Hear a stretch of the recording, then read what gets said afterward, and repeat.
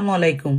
গত 3 দিন থেকে আমার প্রোফাইলে আমার পেজে প্রচুর গালাগালি করতেছে, খুব গালাইতেছস তোরা। আমার এগুলা দেখার আসলে সময়ই নেই। তারপরে মজার ব্যাপার হচ্ছে বিভিন্ন জন ফোন করে বলতেছে যে আপা আপনাকে প্রচুর গালাগালি করতেছে। আমি তো করুক না ভাই। এখন কথা হচ্ছে আমি আজকে কিছু আইডি রিয়ালাইজ করলাম, এগুলা যুবদল করে, ছাত্রদল করে। রাস্তার টোকাইরা যুবদল ছাত্রদল করে। ছাত্র সংসদে ছাগলের মতো তোরা হারছস, তোদের লজ্জা শরম নাই। বেগম জিয়া বলছিল বস্তির পোলাপাইন দিয়া ছাত্রদল করায়, এটা এখন ট্রু। রাস্তার টোকাইরা এখন ছাত্রদল করে, ড্রাগ এডিক্টাররা ছাত্রদল করে, ছিনতাইকারীরা ছাত্রদল করে। নো ওয়ে, এটা এভাবে চলতে দেওয়া যায় না। তো ছাত্র বিষয়ক সম্পাদকের বিরুদ্ধে কথা বলছি, ছাত্র সংসদে হারার পরে তাকে আপনারা নমিনেশন দিবেন, এমপি বানাইবেন। দলের বাস দিতেছে, আপনাদের ওগুলো সমস্যা হয় না। আমি কথা কইলে আপনাদের সমস্যা।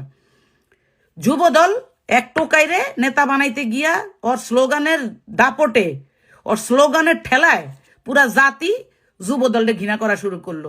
তাদের প্রতিষ্ঠা বার্ষিকীতে পর্যন্ত তাদের এই চাঁদাবাজদের বিরুদ্ধে তারা কথা বলছেন, দায়িত্বশীল নেতারা। আপনি রাস্তার টোকায় যদি দলের মধ্যে কন্ট্রিবিউশন থাকে তাকে ওই টোকাই হিসেবে সম্বোধন করেন, ওই লেভেলে তারা রাখেন। তারে আপনারা সংসদে পর্যন্ত নিবেন কেন?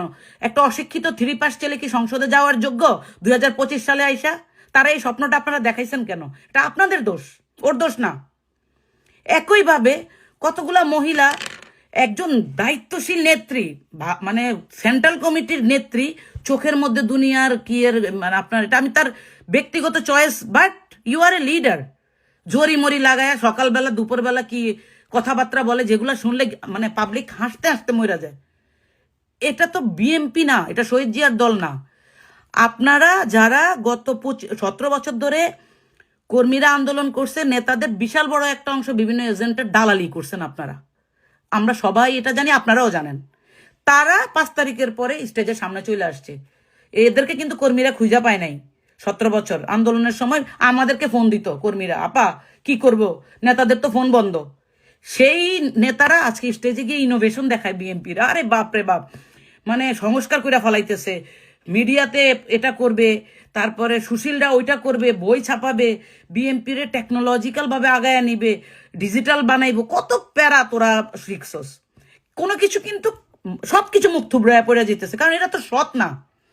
অসৎ নেতৃত্ব দিয়ে আপনি কখনো শহীদ জিয়ার দলকে আগায় নিতে পারবেন না।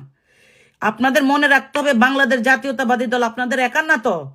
এই দলটা 5 তারিখের পরে মানুষের ভরসা স্থল ছিল। এই যে হাসিনার ফেসিজম যাওয়ার পর মানুষ মনে করছে বিএনপি ক্ষমতায় আসবে, 17 বছর এরা নির্যাতিত ছিল। গুটি কয়েক মানুষের জন্য এই দলটাকে আপনারা অজনপ্রিয় করছেন।